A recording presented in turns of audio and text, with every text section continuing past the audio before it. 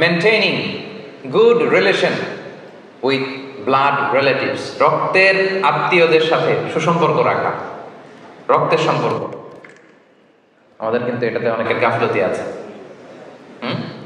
রক্তের আত্মীয়, ভাই, ভাইয়ের সাথে ভাই কথা বলে না, অনেক বছর হয়ে গেল।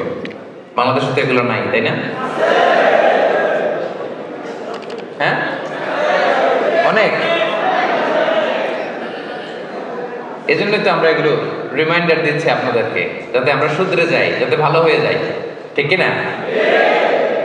রক্তের আত্মীয়দের সাথে সুসম্পর্ক রাখতে হবে, খোঁজ খবর নিতে হবে, তাদের বাড়িতে যেতে হবে, মাঝে মাঝে পারলে কিছু হাদিয়া দিতে হবে, বিপদে একটু দাঁড়াতে হবে পাশে। জীবনে বরকত দিবে কে? রাসূলুল্লাহ সাল্লাল্লাহু আলাইহি ওয়াসাল্লাম বলেছেন, মান আহাব্বা আইয়ুবসাতা লাহু ফি রিজকি ওয়া ইউনসা লাহু ফি আসারি ফালইয়াসিল রাহিমা। যে চায় তার রিজিকে বরকত হোক, যে চায় তার হায়াতে বরকত হোক, সেজন্য তার আত্মীয়তার সম্পর্ককে বজায় রাখে। চান আপনারা? আপনার রিজিকে বরকত হোক চান না আপনারা? আপনার হায়াতে বরকত হোক চান না আপনারা? তাহলে আত্মীয়তার সম্পর্ককে বজায় রাখতে হবে।